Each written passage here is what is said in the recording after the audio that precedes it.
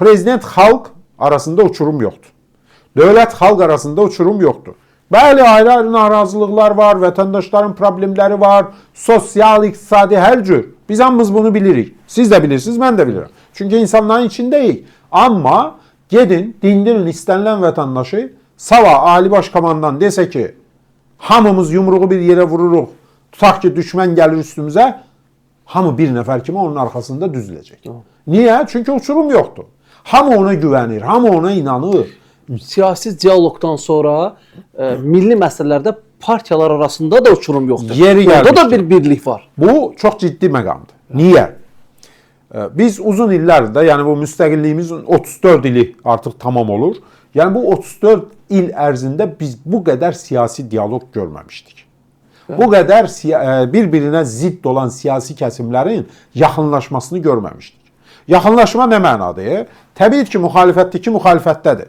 O öz siyasi iddiasından imtina etmir. Milli məsələlərdə bir yerə gəlməkdən söhbət gedir. Siyasi iddiasında qalır. Kimisi prezident olmaq istəyir, deputat olmaq istəyir, nə bilim də ayrı-ayrı nazirliklərə rəhbərlik eləmək istəyir. Bu normaldır da, siyasi iddiadır, olsun.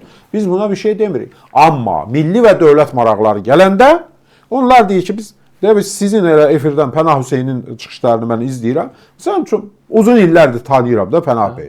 Sən Pənah bəy həmişə elə deyib. Deyib ki, dövlət, millət məsələsi gəldi, mən İlham Əliyevin əsgəriyim.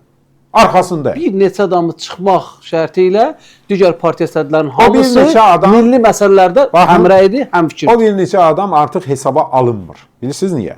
Çünki özlərini siliblər. Onlar güc deyil.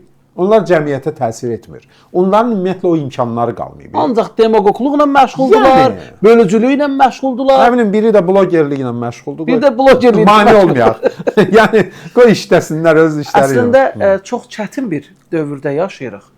Doğrudan da biz virtual sərhədlərimizi qorumalıyıq və qorumasaq, bunun çox acı nəticələri ola bilər. Mən istəyirəm, and içmə mərasimində Azərbaycan prezidentinin bir statını xatırladım Azərbaycan. Prezident nə dedi? Dedi ki, biz elə bir bölgədə yerləşirik, bizə qarşı elə bir qüvvələr birləşib ki, bizə ziyan vurmaq üçün fürsət axtarılır.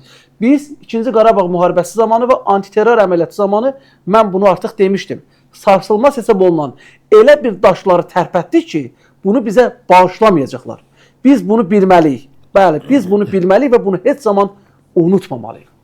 Cənab Prezident həm də çıxışlarında xüsusi vurğuladığı bir məqam var. Onu da xatırladaq. O Qarabağ müharibəsindəki zəfərimizdən sonra o dedi ki, və dəfələrlə deyib bu fikri ki, biz sadəcə ermənilər üzərində qələbə çalmamışıq. Biz həm də onların himayədarları üzərində qələbə çalmışıq. O himayədarlar da heç vaxt boş durmurlar. Nə əvvəl boş durmayıblar, nə də müharibədən sonra, yəni bizim zəfərimizdən sonra boş durmayıblar. Onlar hələ də qisas almaq istəyirlər. Hələ də İlham Əliyevin bu qələbəsini həzm edə bilmirlər. Ki, necə oldu axı bu adam bunu bacardı? Biz axı hər şey etmişdik ki, bu adam bunu bacarmamalıydı. Amma bacardı. Ona görə də boş durmurlar.